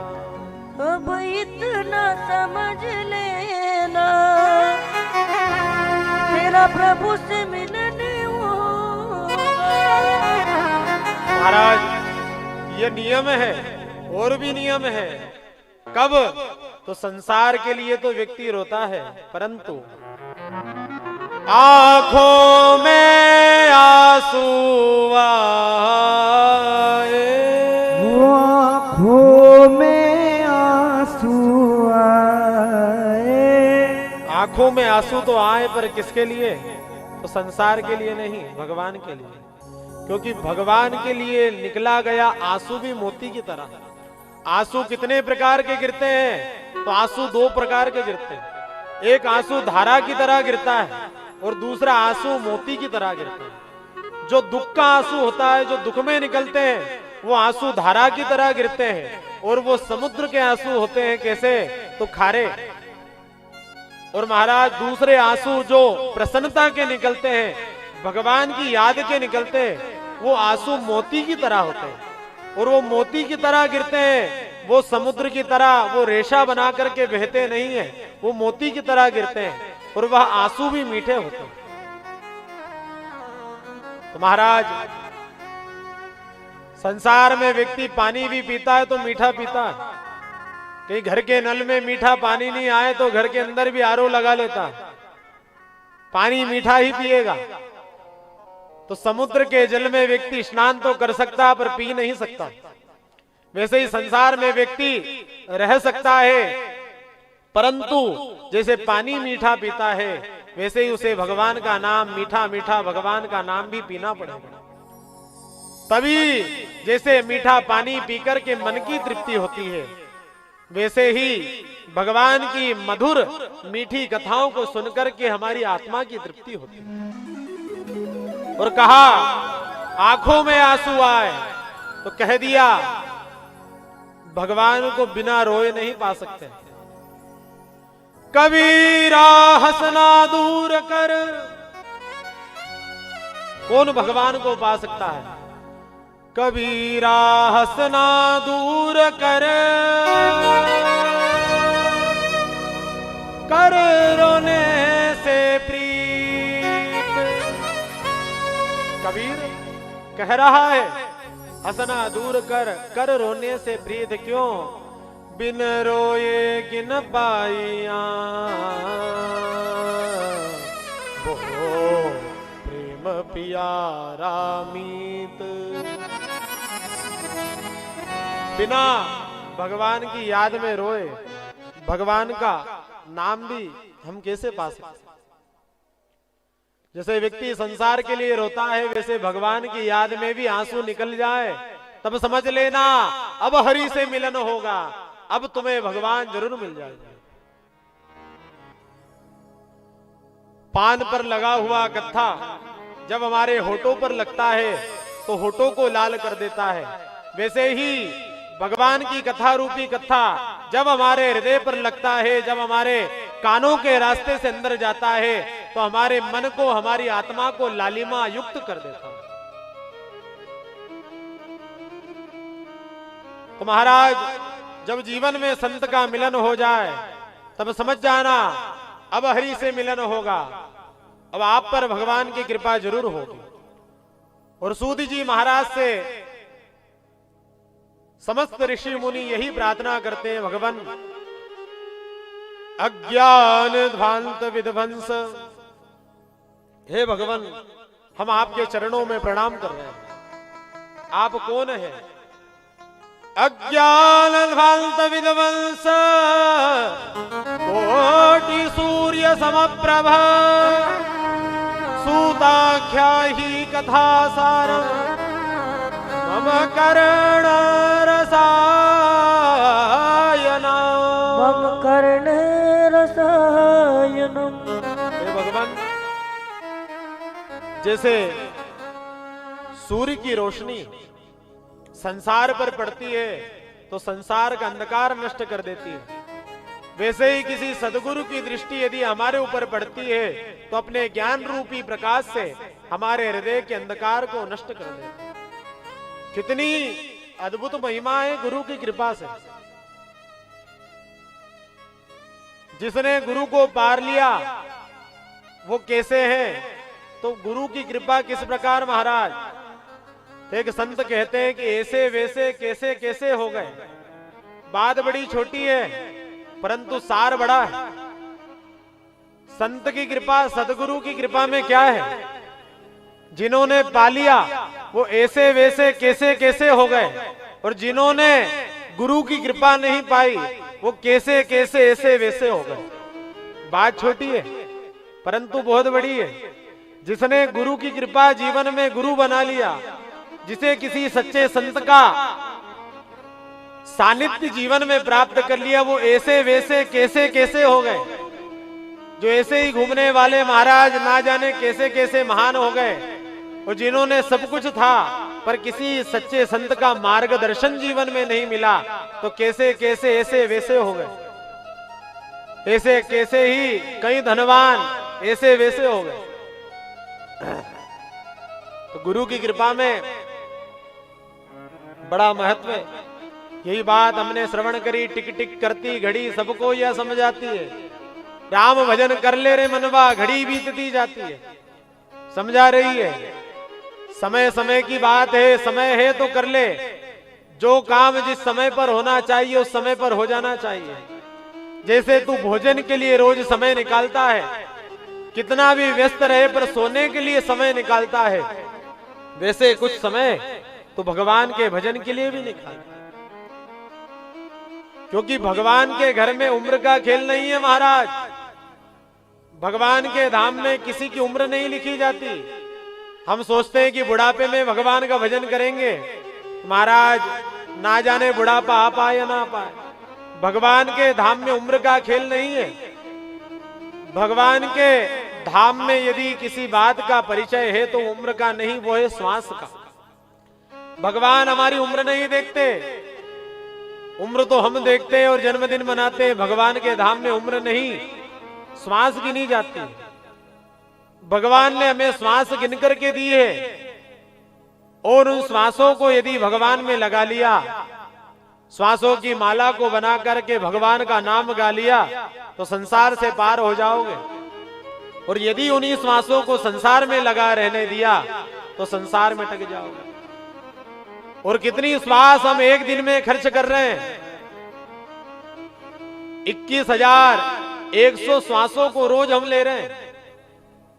और रोज इतना तो हम धन खर्चा नहीं करते, रोज इतनी हम श्वास खर्चा कर रहे हैं। कहा गया 21,000 खर्च बंदे की आवत नहीं है कोई, यह दुकान कैसे चले नित नित घाटा होए। 21,100 श्वास रोज व्यक्ति छोड़ रहा है, ले रहा है, इतनी खर्च कर रहा है, फिर भी महाराज उसमें भगवान का नाम नहीं ले रहा। तो फिर यह दुकान कैसे चले नित नित घाटा होए, यह दुकान कैसे चले नित नित घाटा होए। कोई व्यक्ति अपनी दुकान के अंदर सामान भरता जाए परंतु महाराज अपनी श्वास की तरह सामान बेचता जाए पर बेचते हुए धन वापस नहीं ले, तो क्या वो दुकान चल सकती है? जब पैसा आएगा तभी तो धंधा आगे बढ़ेगा। वैसे ही हम रोज 21,100 श्वासों को छोड़ रहे हैं, और 21,000 को छोड़कर यदि 100 श्वासों में भी नित्य भगवान का नाम ले लिया तो हमारी दुकान महाराज डूबेगी नहीं, वो दुकान हमारी चलती रहेगी। इसलिए कहा है श्वास श्वास में राम भज, वृथा श्वास मत खोए। ना जाने इस श्वास को फिर आवन हो न हो। हे मूर्ख, श्वास श्वास में राम भज। अपनी प्रत्येक श्वास में भगवान का नाम ले, क्यों वृथा श्वास मत खोए, भरोसा नहीं कौन सी श्वास तेरी आखिरी श्वास है। इसलिए प्रत्येक श्वास में भगवान का नाम गाते जा, क्योंकि ना जाने इस श्वास को फिर आवन हो या ना हो, ना जाने फिर तू इस श्वास का फिर आवन जावन हो या ना हो। इसलिए समय है, वो घड़ी हमें समझा रही है, अभी समय है, भगवान का नाम ले ले। जो काम जिस समय पर होना चाहिए उसी समय पर होना चाहिए। समय समय पर होते है समय समय की बात, किसी समय का दिन बड़ा किसी समय की रात, समय समय पर होते है समय समय की बात। राम जन्म का दिन बड़ा कृष्ण जन्म की रात। जो काम जिस समय होना चाहिए उस समय कर लो, नहीं तो फिर अब पछतावत क्या हुए जब चिड़िया चुग गई खेत। एक सेठ के घर गर्मी के समय उसने अपने सदगुरु को बुलाया। गुरुजी रहते थे हिमालय में, हिमाचल पर। गुरुजी ने कहा कि नहीं, हम नहीं आ पाएंगे, आपके क्षेत्र में बहुत गर्मी होती है। शिष्य ने कहा कि गुरुजी आप आइए, हम आपकी पूरी व्यवस्था करेंगे। अब महाराज सेठ ने व्यवस्था करी, गुरुजी को बुलाया गर्मी के समय में। अपने मुनीम से कहा कि जाओ हमारे गुरुजी के कक्ष में, पूरे कक्ष में खूब पंखे लगवा दो, एसी लगवा दो। हमारे गुरुजी के पूरे कक्ष में बर्फ लगवा दो, हमारे गुरुजी को गर्मी नहीं लगनी चाहिए। गुरुजी आए, कहा कि हमारे गुरुजी के बैठने के लिए नई गादी बुलवाओ, हमारे गुरुजी के लिए सुंदर वस्त्राभूषण बुलवाओ। और महाराज सुंदर भाव से गुरुजी को रुकवाया। मुनीम ने सोचा कि मेरे सेठ ने अपने गुरु का कितना सुंदर स्वागत करा है, मेरे घर मेरे गुरुजी आएंगे तो मैं भी ऐसा ही स्वागत करूंगा, चाहे धन हो या ना हो, पर स्वागत ऐसा ही करूंगा। अब महाराज सेठ के गुरु का जैसा स्वागत हुआ, मुनीम ने भी अपने गुरु को बुलाया और वैसा ही स्वागत करा। परंतु महाराज एक गलती कर दी। क्या? तो सेठ के गुरु आए थे गर्मी में और मुनीम के गुरु आए ठंड में। अब मुनीम के गुरु ठंड में जब आए, मुनीम ने कहा कि हमारे गुरुजी के कक्ष में, पूरे कक्ष में एसी लगवा दी जाए, 4 पंखे लगवाए जाए। गुरुजी बोले, अरे भैया तू ये क्या कर रहा है? मुनीम कहे, नहीं महाराज, चाहे हम गरीब है पर आपकी व्यवस्था सेठ, हमारे सेठ जी जैसी ही करेंगे। सेठ जी के पूरे कमरे में बर्फ बिछवा दी जाए। और गुरुजी आप तो एक काम करिए, आपका गद्दा पलंग पे मत, ये बर्फ पर लगाइए और इसी पर सोइए। सेठ जी की देखा देखी करी। महाराज सेठ जी ने तो गुरुजी को गर्मी में बुलाया था, मुनीम ने बुलाया। 7 दिवस इस कथा में नियम हो, ऐसा नियम करते हैं। और एक बार नारद जी महाराज एकदा ही विशालायाम चत्वार ऋषियो मलाह, नारद जी महाराज बद्रिकाश्रम बद्रीनाथ की भूमि पर जाते हैं और सनक सनंदन सनत कुमार चारों भाइयों से उनकी भेंट होती है। पर नारद जी महाराज बड़े दुखी हैं। सनक सनंदन सनातन सनत कुमार चारों भाई नारद जी महाराज से पूछते हैं कि नारद जी आप इतने दुखी क्यों हैं? नारद जी महाराज कहते हैं कि भगवान, मैं संसार बद्रीनाथ की भूमि पर आने से पहले संसार में गया था और मैंने संसार में प्रत्येक स्थान पर धर्म को नहीं देखा, इसलिए मैं दुखी हूं। सनत कुमार कहते हैं कि नारद जी महाराज, आपको यदि धर्म को देखना था तो आप भगवान के धाम में जाते, कहीं तीर्थ में जाते। नारद जी महाराज कहते हैं कि मैं तीर्थ में ही गया था। कहां कहां? पुष्करम च प्रयागं च काशीम गोदावरी तथा हरिक्षेत्रम कुरुक्षेत्रम श्रीरंगम सेतुबंधनम। मैं पुष्कर की प्रयाग की भूमि पर गया, पर मैंने कहीं पर भी धर्म को नहीं देखा। तब मैं सब जगह से दुखी होकर के वृंदावन में गया। वहां मैंने कुछ भक्ति को देखा। संसार में कहीं भक्ति नहीं दिखी, पर वृंदावन की भूमि में मुझे भक्ति माता दिखी। और भक्ति माता किस प्रकार वृंदावन की भूमि पर मुझे दिखी, तो महाराज एक स्त्री बैठ करके रो रही है और दो बूढ़े उसकी गोद में सिर रख करके मूर्छित अवस्था में बेहोश पड़े हैं। नारद जी महाराज उस समुदाय को देख करके सोचते हैं कि जहां पर स्त्रियां विराजमान रहे उस स्थान पर संत को नहीं जाना चाहिए। उस स्थान से नारद जी महाराज जाने लगे और जैसे ही जाने लगे वह स्त्री नारद जी महाराज को आवाज देती है, भो भो साधो क्षणं तिष्ठ मच्चिन्तामपि नाशय दर्शनं तव लोकस्य सर्वथा हरं परम्। वह स्त्री कहते हैं कि नारद जी महाराज आप संत हैं, आप जैसे संत महापुरुषों के दर्शन से ही व्यक्ति के पाप ताप संताप नष्ट हो जाते हैं। आप रुकिए और मुझ पर कृपा करिए। नारद जी महाराज ने कहा कि देवी मैं रुकूंगा तो जरूर, पर आप कौन हो, अपना परिचय बताइए। तब वह देवी कहती है, अहम भक्ति दीख्याता इमो में तनयो मतौ ज्ञान वैराग्य नामानो काल योगे न जर जरौ। महाराज अहम भक्ति दीख्याता, मेरा नाम भक्ति है और जो मेरी गोद में दो पुत्र हैं ये ज्ञान और वैराग्य है। नारद जी ने कहा कि आप युवा और आपके बेटे बूढ़े। भक्ति माता कहती है कि भगवान काल योगे न जर्जरो। जब वृंदावन की भूमि पर मैं आई तो यहाँ पर भक्ति है, पर यहाँ कोई ज्ञान और वैराग्य को नहीं पूछता, इसलिए मेरे बेटे यहाँ पर मूर्छित हो गए। आप इन्हें मूर्छित से अच्छी अवस्था में लाने की कृपा करें। तब नारद जी महाराज अनेक वेद शास्त्र सुनाते, जब वो जागृत नहीं होते तब आकाशवाणी हुई कि नारद जी महाराज, आकाशवाणी कहती है कि नारद जी महाराज आप सत्कर्म करिए। और वह सत्कर्म क्या है ये नहीं बताया। नारद जी महाराज सत्कर्म को ढूंढते हुए बद्रीनाथ की भूमि पर आए और सनकादि चारों भाइयों से प्रश्न करा कि सत्कर्म क्या है। तब सनकादि ऋषि कहते हैं कि नारद जी आप चिंता मत करिए, यदि सनत कुमारों को आपने श्रीमद् भागवत महापुराण की कथा सुनाई तो उनकी मुक्ति जरूर हो जाएगी। और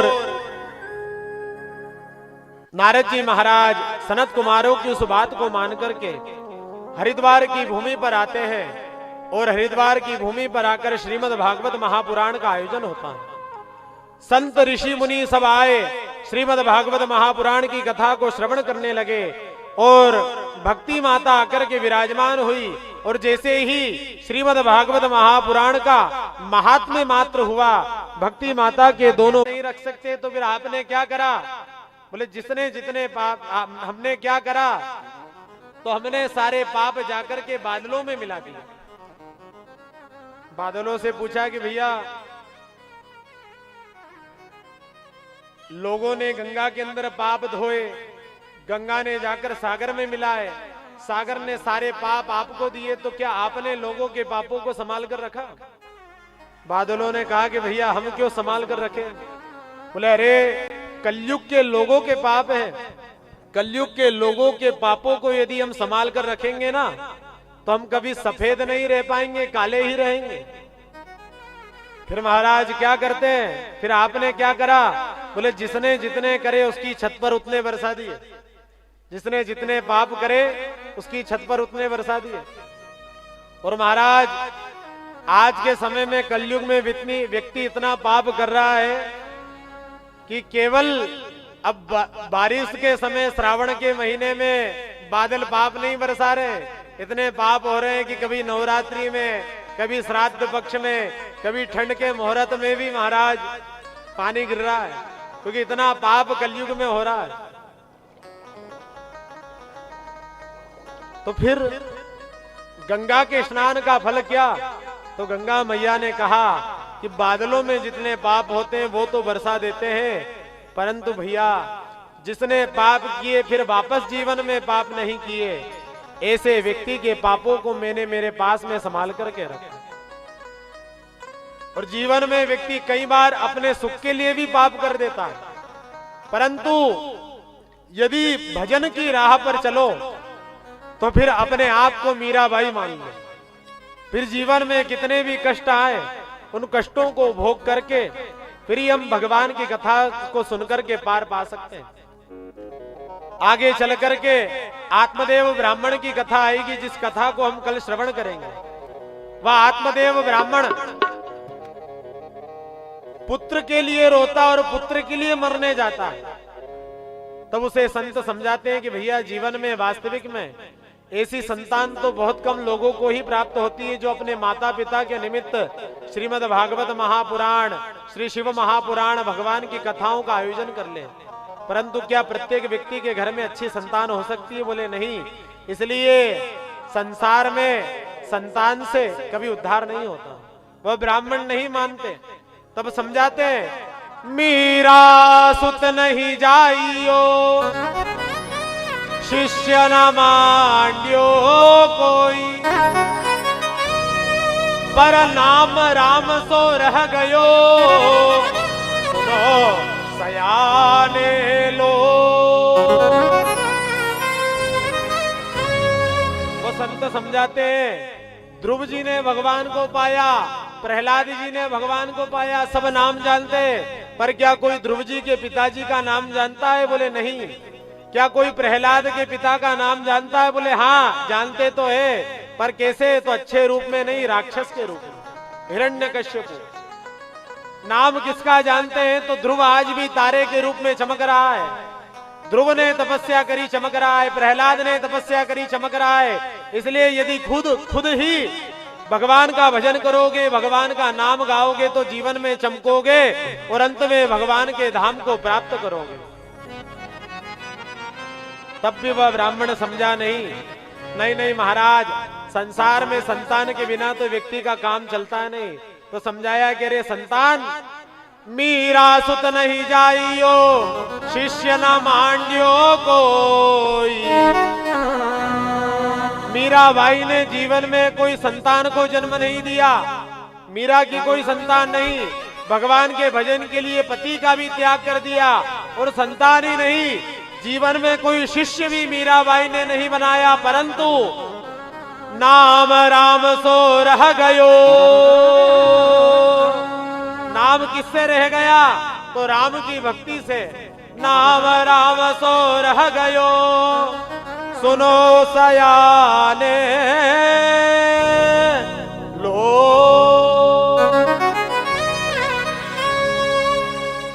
मीराबाई का नाम किससे रह गया?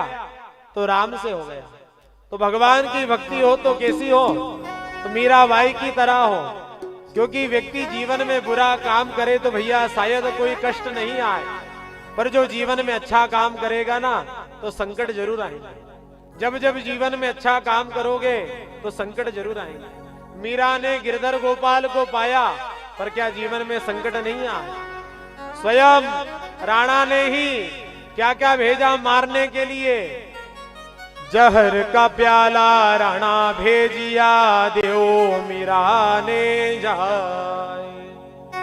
हाँ, जहर का प्याला राणा भेजिया, देव मीरा ने जाए। जहर मारने के लिए भेजा, परंतु फिर भी महाराज मीराबाई घबराई नहीं। हमें तो संसार में छोटा संकट आता हम घबरा जाते हैं, पर मीराबाई को तो जहर भेजा।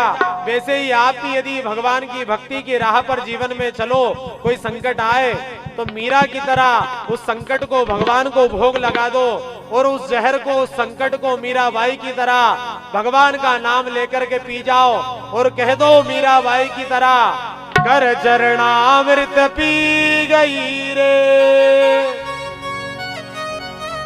हमारा ये संकट हमने गिरधर गोपाल तेरे ऊपर छोड़ दिया है, हम इस जहर को पी गए, अब हमारे साथ क्या होना है तू जाने गोपाल हो।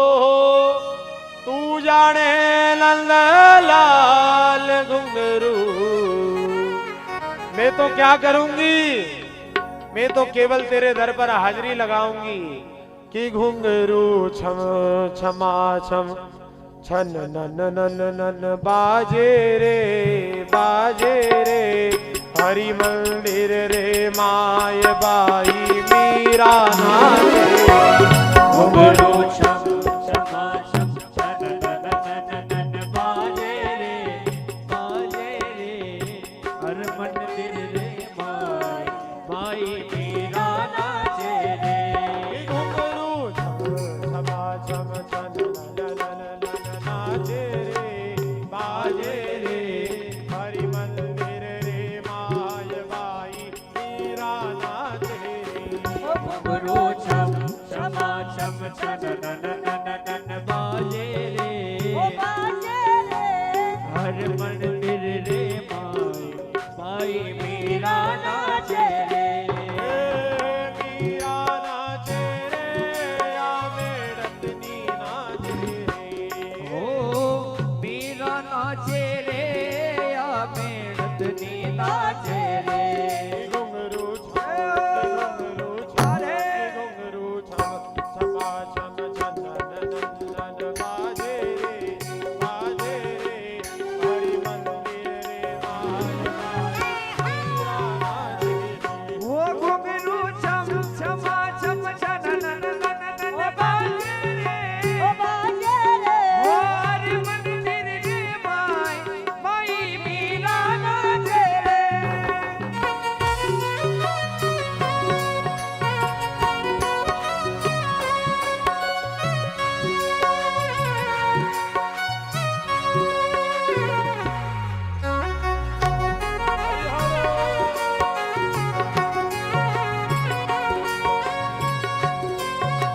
काली सेवा करते हुए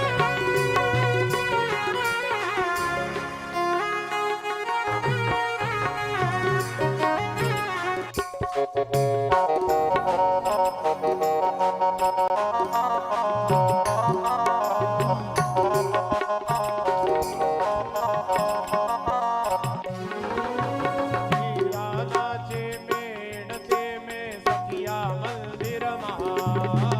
मीरा नाचे मेढ़ते ने सखिया मंदिर माए। मीरा नाचे मेणते में सखिया मंदिर महा। मीरा नाचे मेढ़ते ने सखिया मंदिर माए। ओ मीरा बजावे घूंघरा रे मीरा बजावे घूंघरा रे मीरा बजावे घूंघरा रे मीरा बजावे घूंघरा रे सखिया बजावे ताल हो सखिया बजावे ताल। घुंघरू छम छमा छम छन नन नन बाजे रे ओ बाजे रे हरि मंदिर रे माय बाई मीरा नाचे रे। ओ घुंघरू छम छमा छम छन नन नन नन बाजे रे ओ हरि मंदिर रे माई मीरा नाचे रे।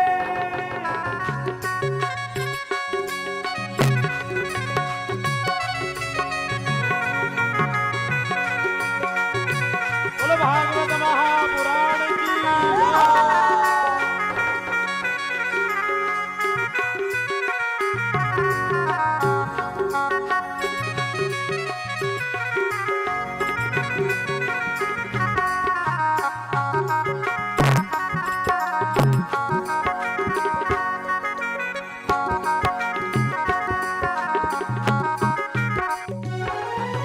मीराबाई बीणती ने सुन जो सिरजनहार।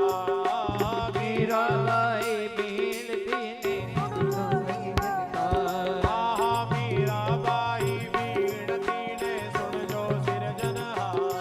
ओ मीराबाई बीणती ने सुन जो सृजनहार। ओ सब भक्ता ने दर्शन दीजो ओ सब भक्ता ने दर्शन दीजो हरि भक्ता ने दर्शन दीजो। सब भक्ता ने दर्शन दीजो। हाँ साहब क्या बोल रहे हैं भगवान से, सब भक्ता ने दर्शन दीजो।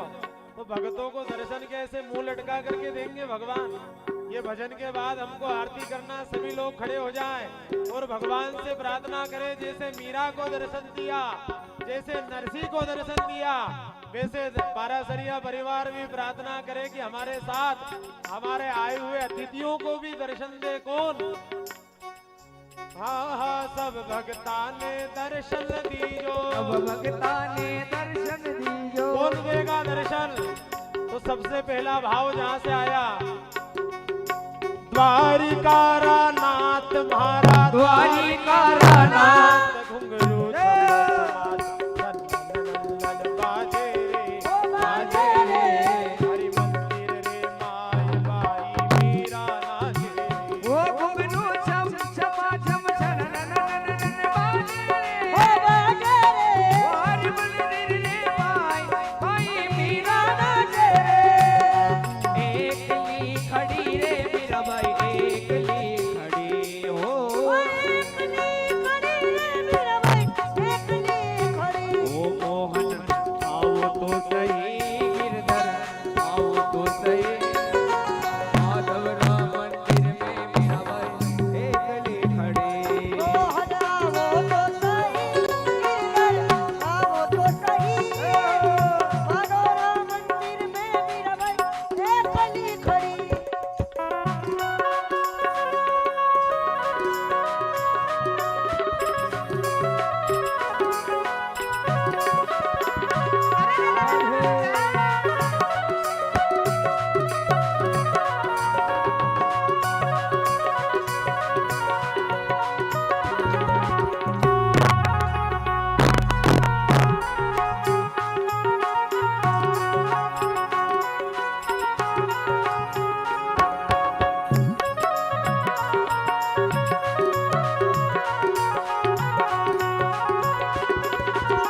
बोलो कृष्ण कन्हैया लाल की जय। कहो तो सावरा में जड़ जमुना बन जाओगे। होते कहूँ तो रावरा में जल जमुना बन जाऊं। होते कहो तो सावरा में जड़ जमुना बन जाओगे। होते कहूँ तो रावरा में जल जमुना बन जाऊं।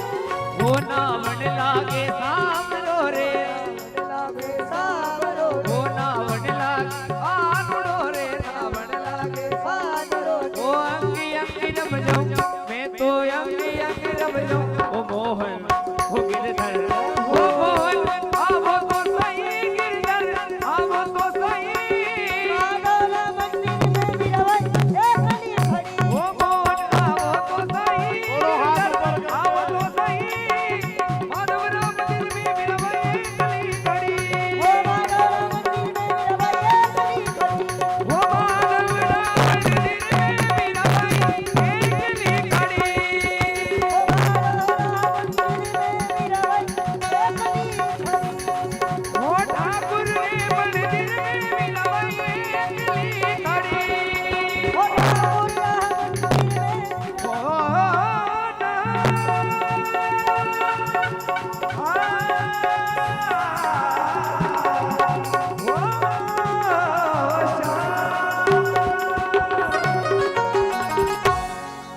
बोलो कृष्ण कन्हैया लाल की जय। भागवत महापुराण की जय। नमः पार्वती पतये हर हर महादेव हर। एक आरती नीचे और यजमान परिवार ऊपर पधार जाए।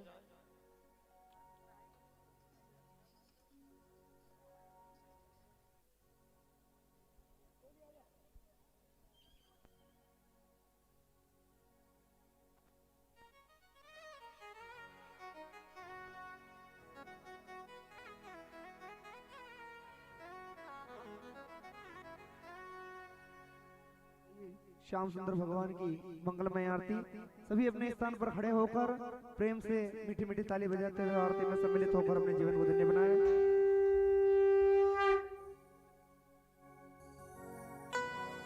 बांके बिहारी तोरी आरती गाऊं, ए गिरधर तोरी आरती गाऊं।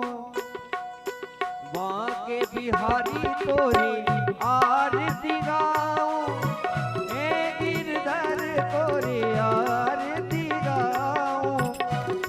आरती गाओ प्यारे आपको बनाऊं, आरती गाऊं प्यारे आपको रिझाऊं, आरती गाऊं प्यारे आपको रिझाऊं।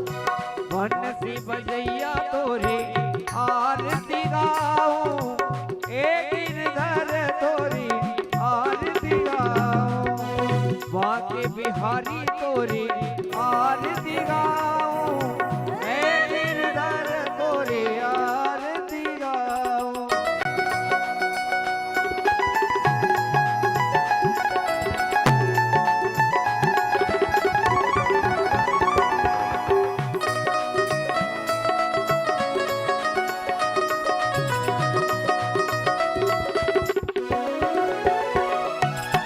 मोर मुकुट प्रभु शीश पे सोए, प्यारी बंसी मेरो मन मोहे, प्यारी बंसी मेरो मन मोहे। ओ देख युगल छवि बलि बलि जाओ, बाके बिहारी तोरे आरती गाओ, आके बिहारी तोरे आरती गाओ, ए गिरधर तोरे आरती गाओ।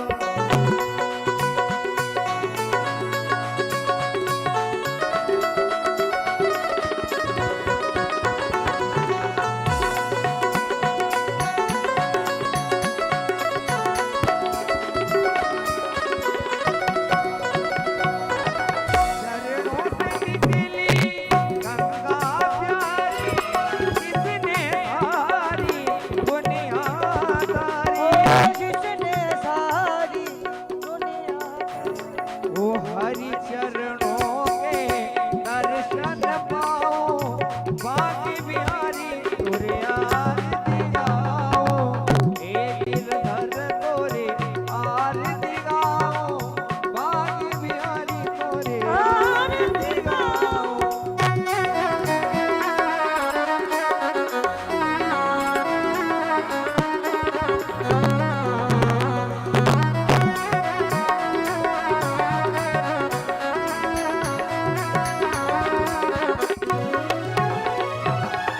श्री हरिदास के प्यारे तुम हो, मेरे मोहन जीवन रत हो मेरे मोह जीवन धन हो। युगल छवि पर बलि बलि जाओ, बाके बिहारी तोरे आरती गाओ, बाके बिहारी तोरे आरती गाओ, ए गिरधर तोरे आरती गाओ। बाके बिहारी की जो श्यामा प्यारे की जो आरती गावे, बस बे पूर्ण धर्म पद पावे।